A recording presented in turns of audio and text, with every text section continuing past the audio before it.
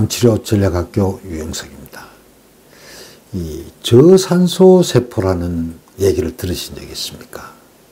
실제로 이게 이 암치료에 굉장한 걸림돌입니다. 말 그대로 산소가 적은 세포다, 이렇게 얘기를 들을 수 있습니다. 그리고 암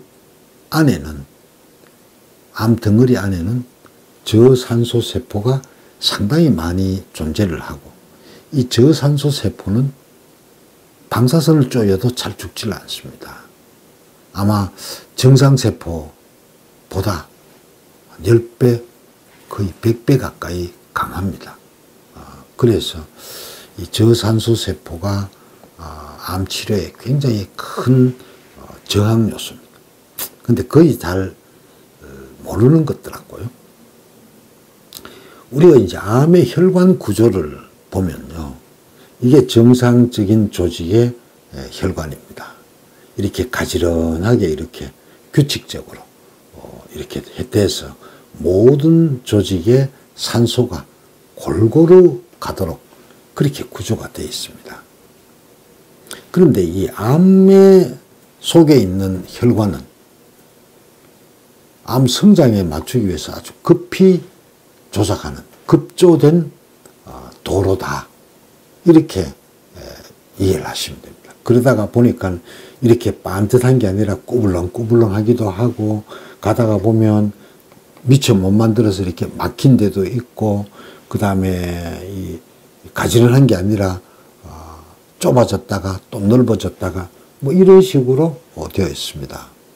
그렇게 하다 보니까 산소가 잘 가는 혈관에서 가까이 잘 되는 부분도 있지만, 이렇게 혈관이 멀어서 영양분이나 산소 공급이 안 되는 부분들이 군데군데 많이 있습니다. 이런 데 있는 세포들은 산소가 떨어질 수밖에 없습니다. 여기에 있는 바로 그런 세포들이 저산소 세포입니다. 실제로 암세포도 혈관을 통해서 영양분을 공급을 받아야 합니다. 보면 우리가 이제 이 혈관, 말초 혈관에서 영양분이나 산소가 침투해 주는데 한계가 있습니다. 세포 성장에 필수적으로 필요한 가장 적은 농도의 산소를 전달할 수 있는 것이 150 마이크론입니다. 혈관에서 거리가 멀면 멀수록 산소 농도가 자꾸 떨어집니다. 그럼 여기에 있는 산소는 세포들은 호흡 곤란이 오죠. 그럼 어떤 현상이 일어나느냐? 휴면합니다. 환경이 나쁘면 성장을 더 이상 하지 않습니다.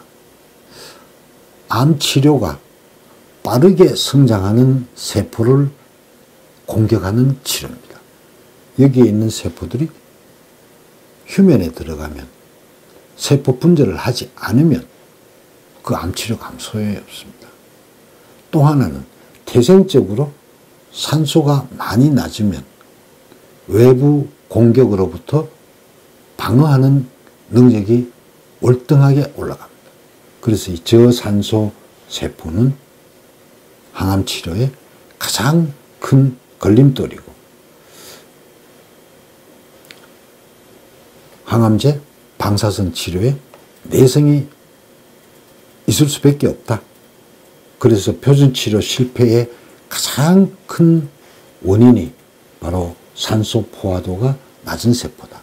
이건 항암제로도 되질 않습니다. 약을 줘도 그 약이 이 세포에까지 도달하지 않습니다.